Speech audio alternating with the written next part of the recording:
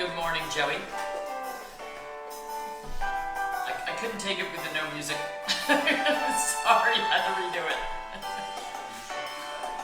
Now I'll have to go in and delete that other one, which is really going to confuse people. Take 2. Well, you know, on a bad day we have take 5, so if it's only 2 today, good. Yeah, Teresa, that was my tiny little bit of metal kicking in, saying, I can't do this without my music. Not happening. So, thanks everybody for coming back and give Ivan a hug, yeah. Remember, you can purchase all of Dr. Morgan's products at her website at www.drjudymorgan.com. Now it's time to sit back, relax, and enjoy the show. Okay, so today is Ivan's big day. Ivan is our, let's see, 7-month-old. Isn't that a matter of opinion or perspective? His big day? Come on, guys. The poor boy has only been around for like 7 months, and we're already going to send him in for tutoring? He needs tutoring. He does. So we're going to have a discussion about why he needs tutoring, and from our discussions about our pets, well, particularly dogs, we know that, and are gathering more and more information, that leaving them, oh, somebody is playing with cords, honey, would you like to? We know that leaving our dogs intact may be beneficial. Just loop it up so it's better. May be beneficial. We have a puppy who thinks that everything is a toy, including electric cords. We know that leaving our dogs intact may be beneficial for them health-wise, as far as helping to prevent cancers.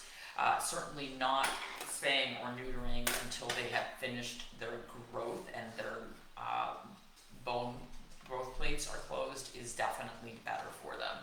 And unfortunately, Ivan's growth plates are still open. And I don't know if the same problems occur in the equine world that we see in the canine world by performing early spay, or, well, we don't spay horses, but early neuter.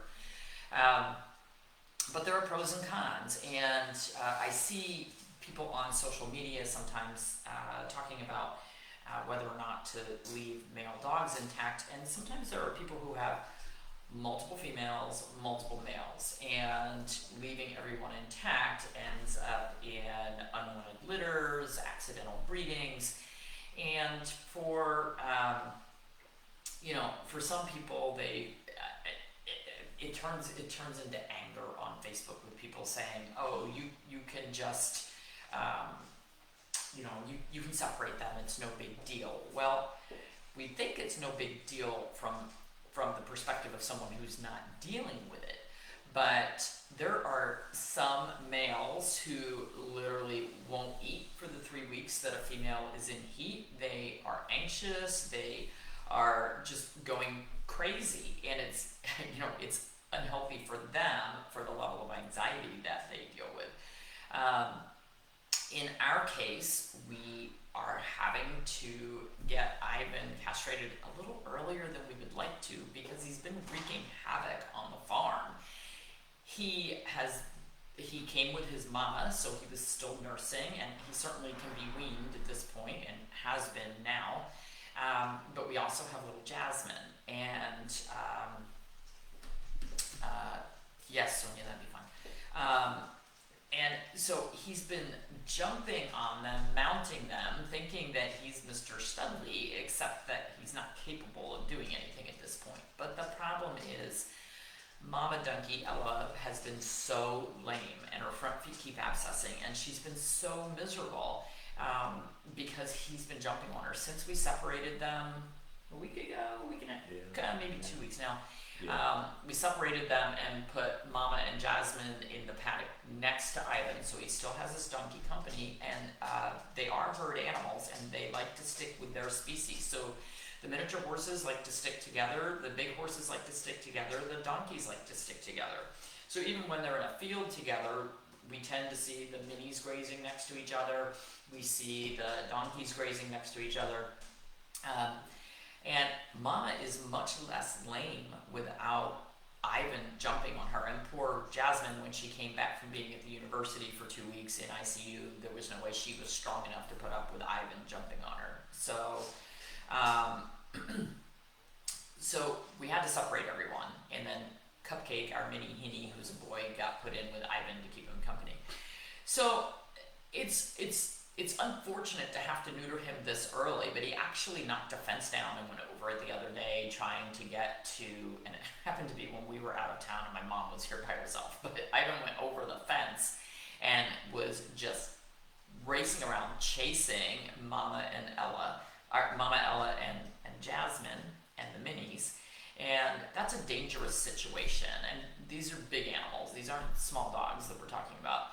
So we had to move up his timeline a little bit. I would have liked to wait a little longer. I did have a stallion that we left intact, which is a male horse. We left him intact his entire life, lived into his 20s.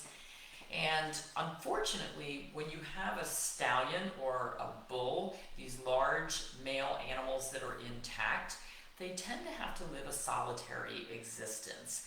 And so my stallion lived in a paddock by himself for probably 16 years.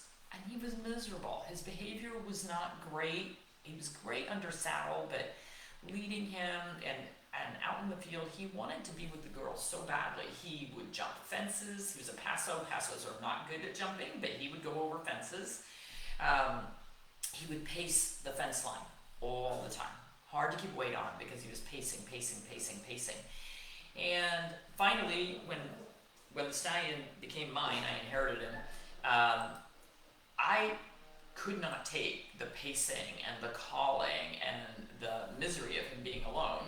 So rather than geld him at age 16, which would have been tough, we put him out in the field with a bunch of geldings, which are castrated male horses.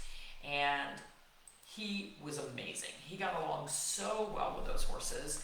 When he first went out there, he was like, I'm in charge. I'm going to, show everybody who's boss. And they were bigger than him, and they very quickly said, yeah, I don't think so.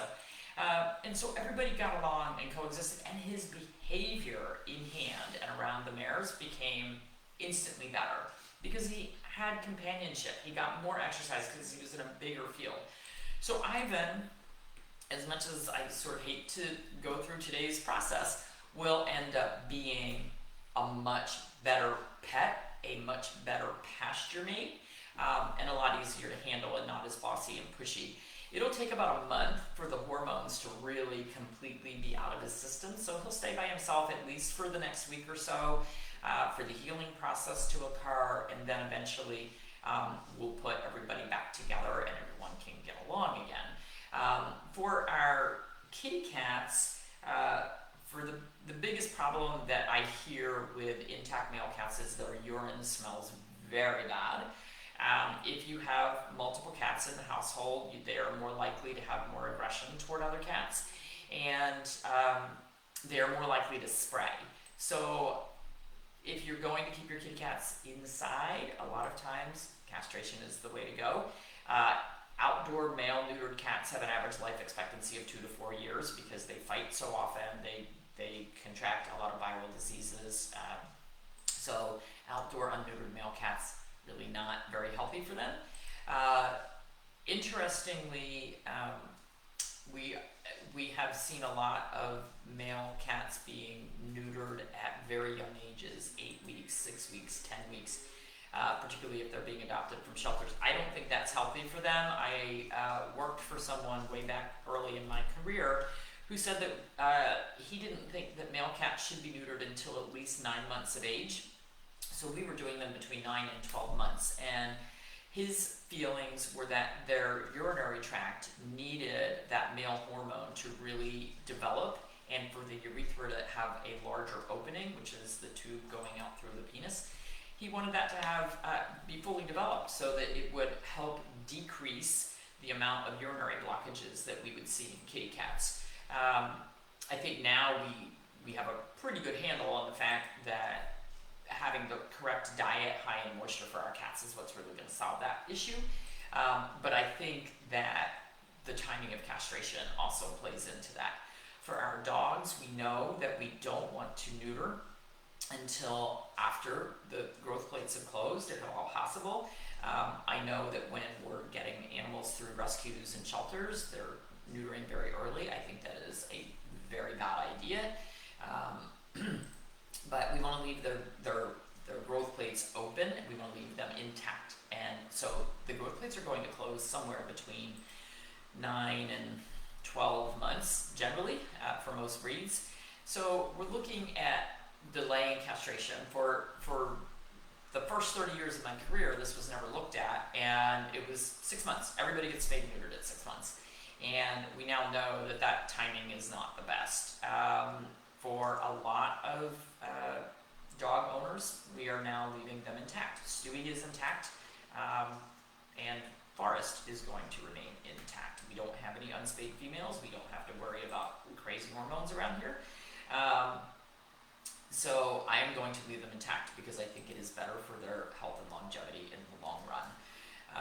So anyway, I gotta get going. I gotta get out to the barn. We have a busy day with little Ivan. So I'll keep you posted on how that goes.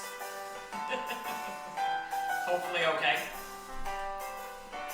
He will get general anesthesia and he will be laid down on his side for it. So yeah, Teresa, I agree. I wish we could get rescue organizations to reevaluate their policies for puppies and kittens for the neutering and spaying. It would be much better. Alright, everybody have a great day.